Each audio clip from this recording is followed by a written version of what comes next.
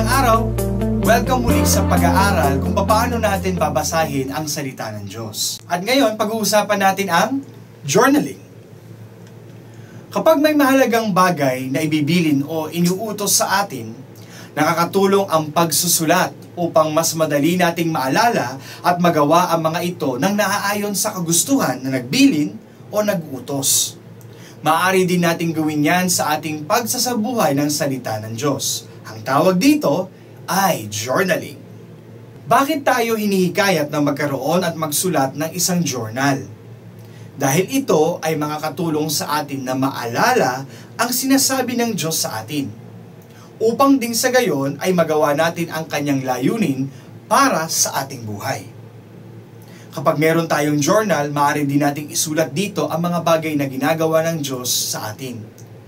Ganito ang sabi sa Psalm 77 verse 11 to 12. I will remember the deeds of the Lord.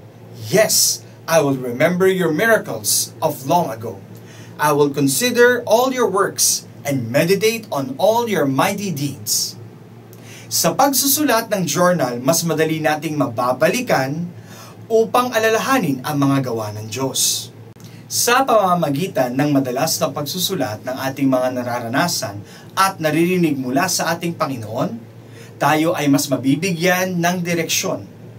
Halimbawa, kung tayo ay may gustong tahaking landas o desisyon na nais gawin, bumaling tayo sa salita ng Diyos dahil ito ay puno ng wisdom na nagagabay sa atin. Tayo ay magdasal at magnilay dahil ito ang siyang magbibigay sa atin ng tamang suwestyon o tamang advice para sa ating buhay. Sa journal, maaari ring isulat ang mga blessings natin at ang mga answered prayers. Nakakatulong ito kasi para palakasin at patatagin pa ang ating pananampalataya sa isang mabuti at mapagpalang Diyos. Paano nga ba gagawin ang pagjo-journal? Maaaring sundin ang mga hakbang na ito. Number 1. Find a quiet place for reflection and meditation. Makakatulong kung ang iyong pagjo-journal o pagbabasa ng Biblia ay nakalaan sa isang tahimik na lugar. Maaaring ito ay sa iyong kwarto o maaaring sa labas ng iyong bahay kung saan walang distraction. Number 2. Mag-umpisa sa isang panalangin. Ask for God's guidance. Sa ating pananalangin at gabay ng banal na Espiritu, tiyak na mangungusap sa iyo ang Panginoon. Kung merong mga pagkakataon sa iyong pagbabasa na hindi mo pa rin maunawaan ang sinasabi ng ating Panginoon, manalangin muli. Number 3. Read the scripture text and write it down on the top of the page of your journal. Sa iyong pagbabasa, hindi kailangang isulat ang buong chapter. Pumili lamang ng isang scripture text o passage kung saan sa palagay mo, ito ang nangungusap sa iyo. Number 4. Think about what you can give thanks to God in relation to the text. Write it down. Ang mga iyong ipagpapasalamat ay magmumula sa scripture text na iyong pinili. Number 5. Write down your prayer requests and be specific. Tandaan, be specific. Number 6. Thank God for hearing and answering your prayer according to His will. Have faith.